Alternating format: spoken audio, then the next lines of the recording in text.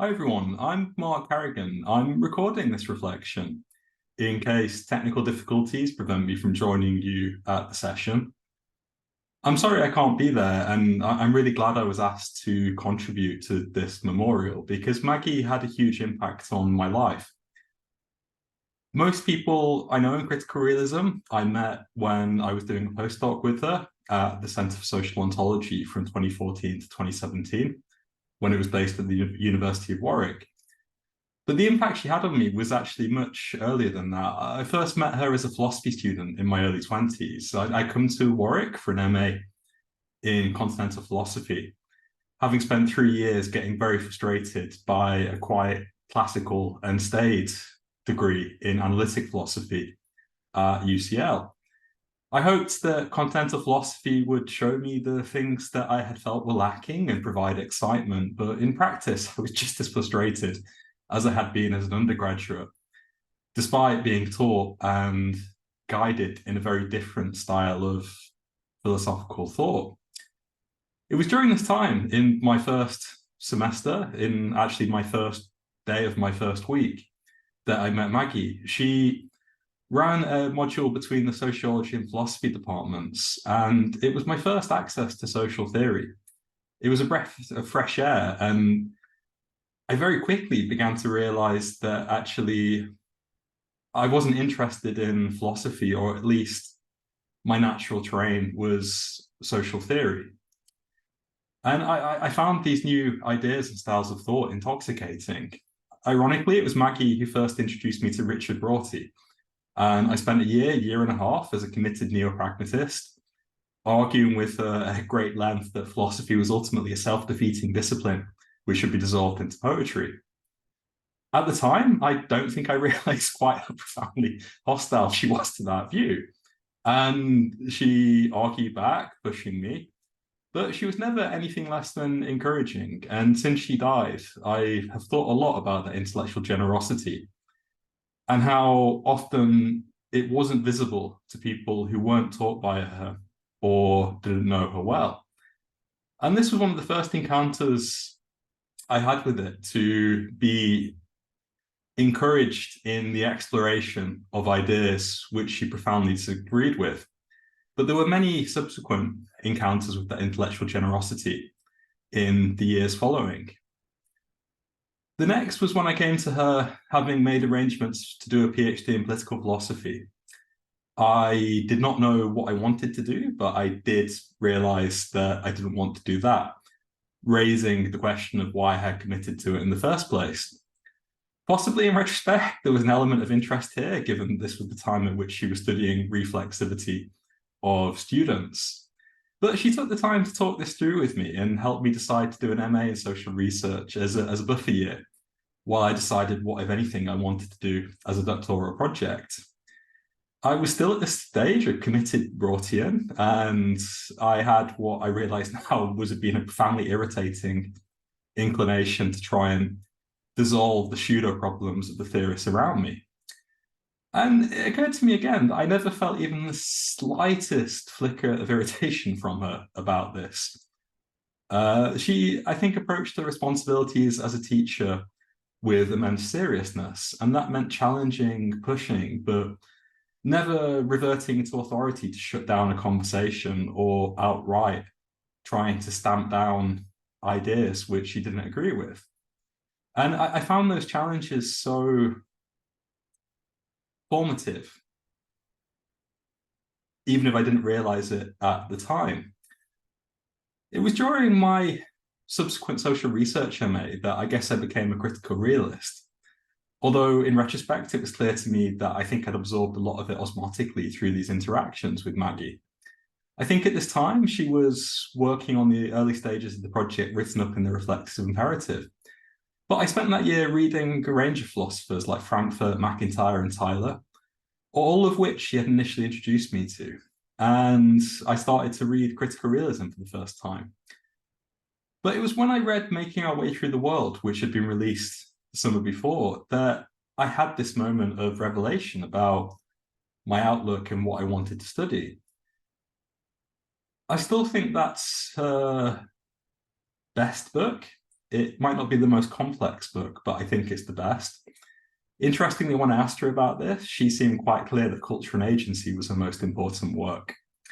But what struck me about that was the realization that the philosophical issues that had come to fascinate me could be articulated in a sociological register without losing their conceptual nuance or existential sensitivity. This is what I think is at the heart of the Reflexivity project, and Maggie's skills and expertise as a qualitative researcher should, I think, be seen as on an equal footing to her evident expertise as a theorist. She had a remarkable existential sensitivity, something which I think when perhaps she was being combative at times at conferences would not come through. But she was a remarkable listener and had a capacity to engage without falling into the role of the cipher. And those books were hugely important to me, and I think they're an astonishing body of work, which I hope continues to be developed. One which, as much as I'm saying this at IACR, I think it's important we recognise is a project with deep and diverse philosophical roots. People like Harry Frankfurt, Jean Piaget, Merleau-Ponty, Peirce, and Taylor all figure so prominently in those books. And there's a huge range of these intellectual sources, which I think complicate tendencies that concern me to position Maggie as a sociological elaborator of Roy Bhaskar. The problem I found, though, as a master's student whose intellectual horizon had suddenly opened out through discovering reflexivity, was that the intellectual depth of this position immediately required doing a lot of reading. I moved on to Structure, Agency, and the Internal Conversation of Being Human. These were over 1,000 pages between them. The Reflexive Imperative took the reflexivity books up to almost 1,400. And then to really understand these, you had to go back to the earlier works of realist social theory and culture and agency, both almost 400 pages. These 6 books, which Fred Vanderberg once memorably described as the Archers, I think are a substantial body of work in their length, but also in their systematicity. It was after I started my part-time PhD with Maggie that I committed to working through them systematically. And it's still to this day the most formative intellectual experience of my life, as well as being supervised by her. I've begun to go back to them now with a view to repeating the process, and I hope others might want to join me in this. Because in a real sense, these books were one single project undertaken over 25 years. They're regularly narrated as such. They were by Maggie and by people who write and reflect on her work. But the interconnection between them is something that I think is quite remarkable. I found it at the time intimidating, the clarity, the systematicity of it all. And it's only as I got to know her kind of later, as I moved into being a postdoc and then kept in touch with her as a friend and mentor in the subsequent years, that I realized how hard won that analytical clarity was. These books are so polished. I've often thought that a book like Realist Social Theory has something in common in its conceptual style with a thinker like John Rawls. It's much more substantive, it's much closer to the social world, and it's much more concerned with the practical task of social analysis. But there's a conceptual clarity, a rigor with which ideas are connected together in systematic ways that does have something of the best of analytic philosophy in it. But it's as I got to know the story behind them that I realized that there's kind of intellectual bravery underpinning that, in the sense in which each of these books was a response to the problems left behind in the previous book. In the process of developing answers to them, the project as a whole became something ever more sophisticated and interconnected. She told me when I did an interview with her years later that if you start writing a book and you don't feel as if you're drowning, it's not worth doing. I thought back to that a lot in the last few weeks because I'm trying to finish off a book and I feel I'm drowning.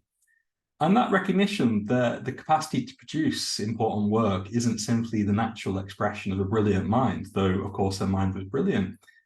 It's something she worked at with rigor and determination and bravery. And it's a given that I'm inspired by the contents of these works still, but I wanted to point to the form of them and suggest that we can take inspiration from that as well.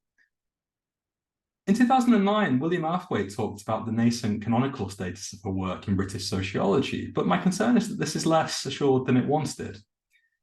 Arthwaite wrote at the time that the theory boys tend to be boys.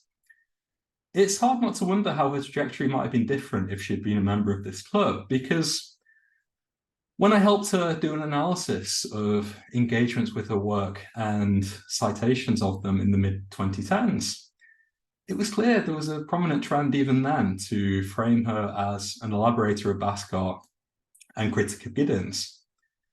Her originality as an enormously rigorous yet creatively synthetic thinker, I worry, will not show up as prominently as it should in intellectual history.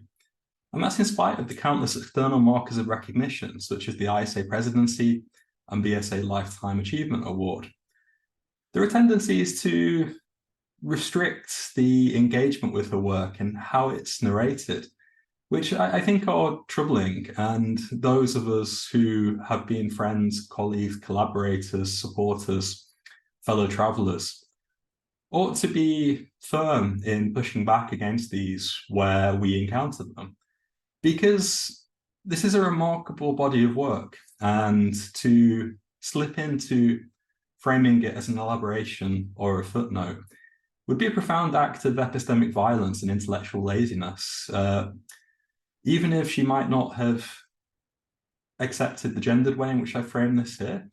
I think one thing she had real contempt for was intellectual laziness above all else. She wanted people to push the work that they did on a conceptual level, at the level of ideas.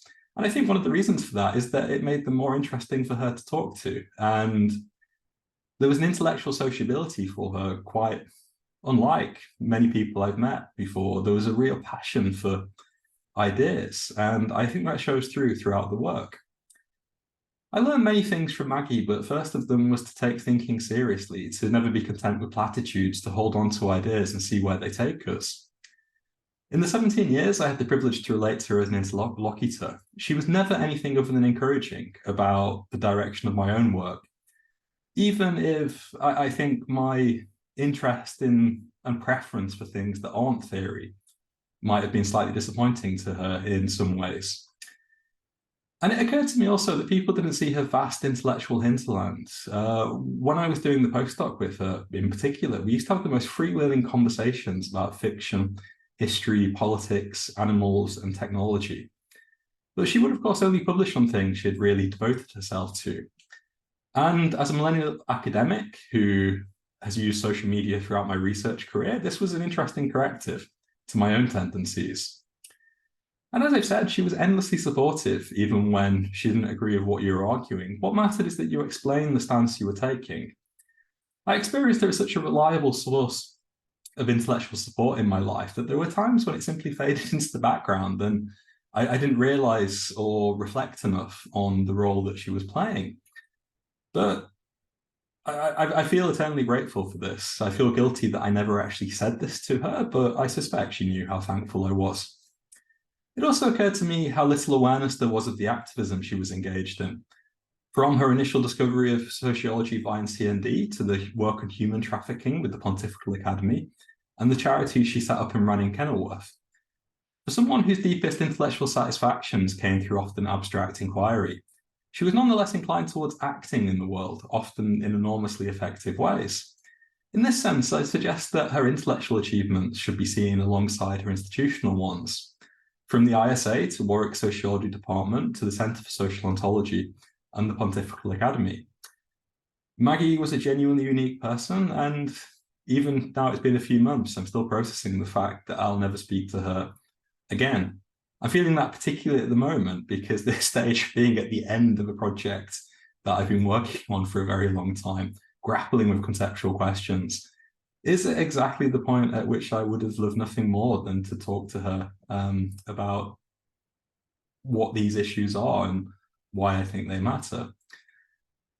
But we're lucky to have been able to have those conversations over the years, and this panel is great to reflect on that fact. I just want to end by saying that I think she was a pretty unique person beyond all else. And the standards that she embodied, the intellectual ones, the political ones, and the civic ones, are standards that I think we should all be trying to live up to.